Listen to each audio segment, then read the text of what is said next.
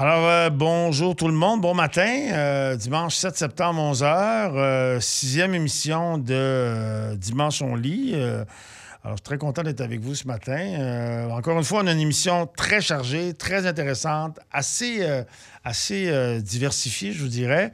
On va passer en première demi-heure, un roman extraordinaire, j'ai pas peur de le dire, en tout cas moi, qui m'a vraiment fait beaucoup triper, qui s'appelle Mélasse de fantaisie, de Francis Ouellette, et aussi, la suite qui vient de sortir, qui s'appelle Sirop de poteau, un des personnages de Mélasse de fantaisie, qui était extrait, qui s'appelle Frigo, dont on parle dans Sirop de poteau. C'est vraiment un truc qui m'a fait vivre toutes sortes d'émotions. C'est vraiment à la fois cru, c'est violent, c'est drôle, c'est intéressant.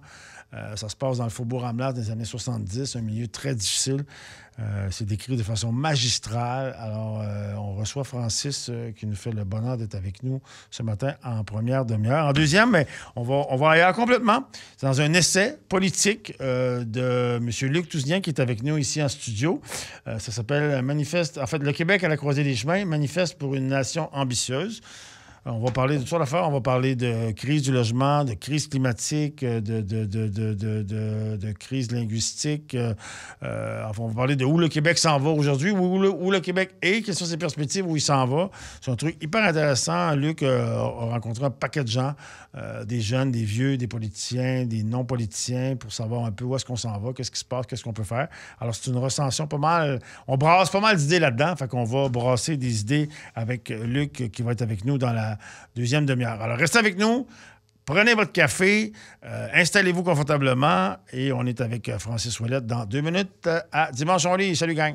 Alors, de retour pour le deuxième bloc à Dimanche on lit. Si je ne l'ai pas dit, je vous le dis, là, les livres dont on parle dans cette émission-là vont être disponibles, sont déjà probablement disponibles, en fait, parce qu'on fait cette émission-là en collaboration avec la librairie à lire qui est à 3 portes d'ici, sur la rue Saint-Charles. Je ne sais pas si je vous ai dit aussi, mais je vous le dis, cette émission-là ne serait pas possible sans la collaboration de mon mentor, Jean-Yves Lemay, qui est à la production de l'émission, qui est avec moi aujourd'hui. Alors, Luc Tousignan, comment ça va? Ça va bien, merci, Denis. Merci infiniment d'être là. Merci de m'avoir invité. Écoute, Luc, c'est un truc assez ambitieux, ton affaire. Tu t'es lancé, tu as rencontré des gens, Pauline Marois, tout ça, Catherine Fournier ici. Toi, t'es pas... les essais politiques, c'est souvent des politiciens qui font ça, c'est souvent des hommes politiques ou des femmes politiques. Toi, t'es pas dans le milieu politique comme tel. T'es un citoyen qui réfléchit à où s'en va le Québec. C'est exactement ça. OK. C'est exactement ça. Ça a commencé vraiment dans le tournant de ma cinquantaine. Il y a déjà 6 ans de ça. Le temps passe vite. Et j'avais envie de porter une réflexion qui m'animait déjà depuis bien des années, à savoir, qu'est-ce qui me préoccupe sur les perspectives de l'avenir du Québec. Okay. Puis, tu sais, la réflexion, au début, ça a été mené effectivement sur la base de plusieurs entretiens, comme tu l'as bien dit, mais sous des angles qui portaient vraiment sur, depuis l'échec référendaire de 1995, puis même montant depuis la Révolution tranquille, qu'est-ce qu'on a accompli? Quels ont été les grands projets aussi que le Québec a pu mettre en place pour justement développer sa société de façon à ce qu'elle devienne toujours ce que moi, j'ai toujours considéré comme un modèle de social-démocratie en Amérique et de langue française. Donc, il y a eu plusieurs constats là-dedans, évidemment, qui portent autant sur les enjeux qui sont liés au réchauffement climatique. C'est une préoccupation qui est très, très importante pour moi. As-tu des enfants, Luc? Non, je n'ai pas d'enfants. Okay. Des filleuls que j'adore. Okay. Et effectivement, je n'ai pas d'enfants. Ma conjointe enseignante a beaucoup, beaucoup d'enfants, par contre. Okay. Donc, on se dit effectivement que, comme citoyen... Pour la suite du monde, c'est important, la lutte au changement climatique. C'est pas personnel, c'est vraiment beaucoup plus comme acteur de la société civile. Qu'est-ce que je peux amener comme contribution? Comme tu l'as dit, je ne suis pas un chercheur, je ne suis pas un professeur d'université qui s'est penché sur une thèse ou une chaire de recherche. Je suis vraiment beaucoup plus engagé et surtout dans l'idée, sans prétention, de vouloir influencer un petit peu mes concitoyens sur ces préoccupations-là, pour amener justement un peu, comme on le fait aujourd'hui, des échanges, des moments de réflexion. Je pense que ça peut juste être bénéfique pour tout le monde d'avoir ce type de réflexion-là. Ça nous concerne tout le monde, mais comme tu l'as si bien dit, ça concerne aussi les générations et surtout les générations futures. C'est vraiment tout à ton honneur, en fait, de te lancer dans ce projet-là. Fait que tu as rencontré un paquet de monde. Où s'en va le Québec? C'est quoi les constats, les grands constats du Québec d'aujourd'hui, de ce qu'on est? Tu le dis bien, le Québec a fait du chemin, là. La Révolution tranquille a passé par là. On a créé un État. Il y a eu toutes sortes de projets de loi pour aider les femmes au travail, les garderies qu'on a créées au Québec, des programmes sociaux qu'on s'est donnés dans les 50 dernières années, des projets de loi pour protéger le français notamment. Mais là, on est en 2025. Comme tu dis, la lutte au changement climatique, c'est pas terminé. Le combat linguistique n'est pas terminé. Il y a une crise du logement. Qu'est-ce que les gens que tu as rencontrés te disent? Puis, quelles sont les pistes de solutions, en fait, qu'on pourrait développer à partir de maintenant? C'est vaste.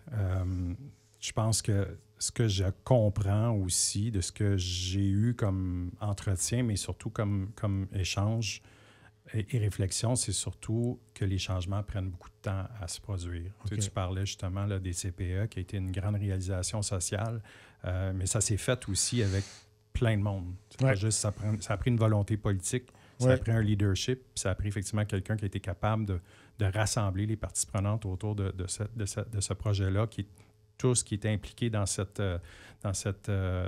problématique-là, qui était celle, effectivement, de la place des femmes dans le milieu du travail, la capacité de pouvoir, effectivement, se donner un peu plus de liberté de ce côté-là. Donc, c'est un modèle qui, évidemment, est inspirant pour plusieurs sociétés aujourd'hui, mais ça ne s'est pas fait du jour au lendemain. Donc, ça pour dire que pour pouvoir opérer ces changements-là, oui, c'est toujours possible de se dire, effectivement, on a à faire face à des grandes crises linguistiques et climatiques pour ne pas nommer celle-là. Mais ça va prendre beaucoup de leadership. Ça va vraiment prendre du leadership pour être capable de faire des choix. On sait gouverner, c'est choisir, c'est de prendre des décisions difficiles. Et il y a effectivement une réalité qui est immuable, c'est de savoir que le réchauffement climatique ne disparaîtra pas demain. Non. On est dedans. Malheureusement. Et ça va se poursuivre. Donc, qu'est-ce qu'on doit faire comme société pour justement s'adapter? Tu penses... En fait, en termes de solutions, il y a effectivement des pistes de solutions, dont, par exemple, la mairesse de Longueuil a proposé effectivement un certain nombre d'idées qu'on a partagées dans ce livre-là, bien sûr. La crise linguistique, bien, ça aussi, cette tendance-là est irréversible. C'est sûr qu'on ne peut pas combattre effectivement l'hégémonie anglo-saxonne en Amérique du Nord. Par contre, il y a un moyen effectivement de pouvoir endiguer ça puis se donner aussi beaucoup de fierté autour de la promotion de notre langue puis de la faire vivre. Pour moi, ça passe par l'indépendance. Bon, hey, Luc, garde ton idée, tu finis, tu punches. Tu sais, tu as le sens du punch, en fait, Luc, tu finis, ça prend l'indépendance. Alors, on s'en va à la pause, 2 minutes. En chanson franco, puis on vient à Dimanche on lit. On continue là-dessus, Luc. Merci. Alors, de retour donc à Dimanche on lit avec Luc Tousignan pour son manifeste pour une nation ambitieuse. Moi, j'aime beaucoup le titre, en fait. Le Québec à la croisée des chemins. Ça aussi, en fait, dans le titre, c'est comme tout un programme déjà. J'ai goût de te lancer... Moi, il y a quelques jours de ça, j'ai eu des discussions avec des gens qui sont impliqués au Parti québécois. Il va y avoir une campagne électorale dans 1 an. Bon, et à la fois, le PQ doit proposer une vision provincialiste pour 1 an ou 2 ou 3 ans pour régler certains problèmes. La santé, la langue, on a parlé de la crise du logement. Mais les moyens sont limités. Les moyens sont limités dans le Québec province. On n'a pas tout l'argent. Comme par exemple... Je donne un exemple que tout le monde connaît, parce que nous, au fédéral, c'est quelque chose, quand j'étais député à Ottawa, dont on parlait souvent, c'est-à-dire les besoins en santé.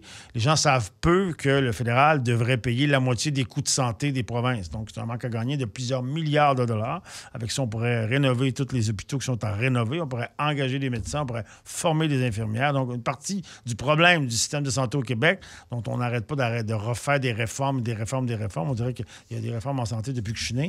Une partie de la réponse est à Ottawa. Donc, on ne réussira pas, à terme, si on ne fait pas l'indépendance, à rapatrier ces sommes-là puis à régler le problème. Donc, le PQ, va falloir, à la prochaine campagne électorale, qui propose à la fois de dire, OK, parfait, les 2 ans avant le référendum, on va faire ci, on va faire ça, mais on a des moyens limités. Mais pour se donner tous les moyens pour régler un paquet de problèmes, ça prend l'indépendance. Puis c'est ce que tu parles dans ton livre, en fait, puis c'est ce que les gens, ce dont les gens t'ont parlé, non? Mm-hmm. Absolument, tout à fait. Et surtout, ça vient avec un propos qui est vraiment cher à mon cœur, et je reviens souvent là-dessus, c'est de parler de vision à long terme. On est dans un contexte depuis très longtemps, je dirais quasiment depuis la Révolution tranquille, dans un contexte de gestion à la petite semaine. On me revient souvent là-dessus en me disant, bien, il y a des priorités, il faut les gérer maintenant, puis effectivement, on n'a pas beaucoup de temps de penser sur le long terme, puis ça ne parle pas nécessairement aux gens. Par contre, si on commence effectivement avec les constats, comme tu le mentionnes, par rapport effectivement au déséquilibre, par rapport au fédéral sur l'argent qui est transféré là-bas, mais qui nous revient partiellement avec des conditions souvent. Oui, effectivement. Comment veux-tu effectivement réaliser des grands projets avec des miettes? À un moment donné, il faut que tu te donnes effectivement les moyens. Puis certains diront, c'est pas une baguette magique, mais il y a 195 nations qui sont autonomes et indépendantes dans le monde qui n'ont pas de baguette magique, mais réussissent effectivement à développer des modèles qui sont pas parfaits. Il n'y en a pas de perfection en ce moment. Le paradis terrestre n'existe pas. Je rassure certaines personnes, là. Mais c'est juste qu'à un moment donné, effectivement, il faut se rendre à l'évidence que si on veut construire une société qui soit juste pour autant les personnes qui vont nécessiter beaucoup, beaucoup de soins. Je pense à la démographie qui change. En 2050, la portion de gens qui vont avoir plus de 60 ans va avoir doublé. Il va y avoir des besoins qui vont être associés à ça. Il va falloir effectivement s'adapter avec les questions climatiques, donc doter les villes de moyens, être capable de se dire que nos régions et nos villes soient beaucoup plus en mesure de pouvoir répondre à ces besoins-là, parce que c'est par là que ça va passer et non pas à Ottawa. Donc, ça va passer par l'indépendance et c'est pour ça qu'on parle qu'on est à la croisée des chemins, parce que le temps commence à presser. C'est pas alarmiste, c'est juste une question, c'est un état de fait. On n'est plus en 1995. Si on avait fait l'analyse des risques futurs en 1995 d'un statu quo, bon, on aurait peut-être constaté où on est aujourd'hui, à savoir que, mais on n'aurait pas pu prédire un certain nombre de choses non plus, bien entendu. Mais je pense qu'on doit faire maintenant cet exercice-là sur quelles sont nos possibilités futures dans un statu quo versus un Québec. Oui, ça revient à la question de... On a beaucoup parlé dans les dernières semaines de la déclaration de Lucien Bouchard qui a dit un référendum perdant, ça va être une catastrophe pour le Québec. Mais moi, j'ai le goût de répondre à M. Bouchard, puis je l'ai fait sur les réseaux sociaux. Je ne me suis pas gêné pour dire que la catastrophe, c'est maintenant, c'est tout le temps. Je veux dire, la démission par rapport à la lutte au changement climatique, ce qu'on a vu, ils ont scrappé la taxe carbone, je veux dire, qui est une des mesures, c'est pas la seule, mais c'est dont monsieur le directeur général de l'ONU disait que tous les pays démocratiques, les pays industriels devraient se doter d'une taxe carbone ou en fait d'une façon de mettre un prix sur la pollution. C'est une des mesures phares qu'on devrait faire. Le Canada, on a pu dire qu'on n'était pas bon, qu'on était un cancre dans à peu près toutes les... Là, on a démissionné de ça. On a abandonné la taxe numérique qui aurait pu permettre d'aider la culture francophone au Québec, la découvrabilité des séries, des films qu'on fait et tout ça. Là, donc, le Canada, ça ne va pas dans la mauvaise direction. À tous les jours, maintenant, le Canada est une catastrophe pour le Québec. Alors, c'est pas après un référendum perdant. Moi, je considère que le fait de ne pas tenter de se sortir de là, c'est une attitude de loser, en fait. C'est vraiment une attitude de loser. Il faut prendre toutes les chances, toutes les possibilités qu'on a de sortir de ce pays-là. Puis on va en avoir une occasion dans les prochaines années. Il faut la saisir. Tu es d'accord avec moi, j'imagine? Complètement d'accord. Je considère qu'on tourne en rond. La gestion provincialiste a ses limites. Donc, je pense qu'on a effectivement un potentiel et c'est pas être jovialiste puis c'est pas être non plus dans l'optimisme irrationnel que de dire qu'effectivement, une nation de 9 millions d'habitants avec un PIB qui se situe toujours dans les pays autour d'une trentaine à une 40e en termes de l'OCDE. Les meilleurs au monde. Les meilleurs au monde. Donc, on se compare à l'Autriche comme on se compare à l'Irlande. Venez pas me dire effectivement que c'est pas possible de se prendre en main.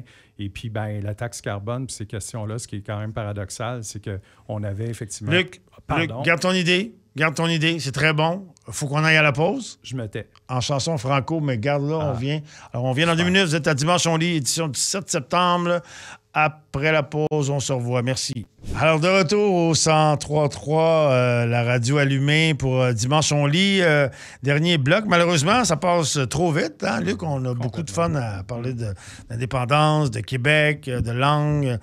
J'ai le goût qu'on parle de quelque chose qu'on a entendu parler récemment, qui était une nouvelle assez réjouissante, que j'imagine que tu as trouvé ça réjouissant, mais je veux savoir qu'est-ce que tu en penses. Il y a eu un sondage qui est sorti cet été de CROP qui disait que l'appui à l'indépendance chez les jeunes 18-34 était autour de 56 %. Léger, elle est à peu près dans le même centre, autour de 48 pour la même tranche d'âge, ce qui est assez réjouissant parce que depuis quelques années, l'appui à l'indépendance n'était pas très forte chez les jeunes. Moi, évidemment, en tant que militant de plus longue date, puis toi aussi, en fait, de toute façon, tu es plus jeune que moi, mais de plus longue date, évidemment, de voir les gens qui s'intéressent. Moi, ça m'a un peu intrigué. J'ai fait, OK, mais qu'est-ce qu'ils ont? Comment ça se fait tout d'un coup? Est-ce que c'est Donald Trump? Qu'est-ce qui se passe? Je pense qu'il y a une volonté, pour avoir parlé à des jeunes, puis je veux savoir ce que tu en penses aussi, une volonté ils trouvent que c'est un beau projet. Ils voient un peu l'avenir fermé. Ça n'a l'air de rien, la crise du logement chez les jeunes, ça les touche beaucoup. L'accès à la propriété qui est bloqué, hein, c'est comme une inéquité intergénérationnelle. Pour la première fois qu'on vit ça. La langue est en train de disparaître. La lutte au changement climatique qui touche beaucoup les jeunes. Ils voient que le Canada s'en va nulle part par rapport à ça. Et ils trouvent que ils ont l'air de trouver que c'est un beau projet pour une gang de jeunes intelligents puis une génération qui a le goût de se lancer dans quelque chose. Qu'est-ce que tu en penses? Trouves-tu que ces chiffres-là résonnent quelque chose par rapport à ce que tu vis, les jeunes que tu rencontres, puis qu'est-ce qu'ils te disent de ça? Oui. C'est pour moi un phénomène qui n'est pas récent, je pense. Okay. On a vu ça évoluer dans les dernières années, notamment avec un certain changement de garde chez les Oui Québec. Peu de gens connaissent les Oui Québec, je pense, mais ce mouvement-là, qui, dans le fond, est un mouvement de la société civile qui fait la promotion de l'indépendance, a été pris, le changement de garde, si tu veux, maintenant a été mené par Camille Goyette-Gingras, qui est d'ailleurs ma préfacière de ce livre-là. Oh!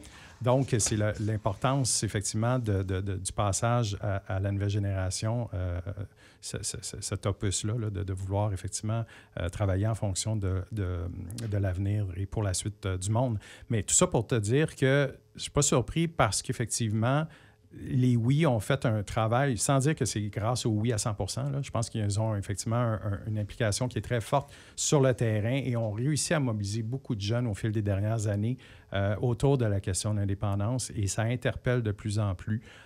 Et moi, je n'ai pas la prétention d'expliquer pourquoi, effectivement, les jeunes seraient davantage interpellés ou non sur cette question-là, mais je suis persuadé que ce n'est pas un effet de mode, mais c'est vraiment un mouvement qui est en train de se créer, qui est tout à fait naturel.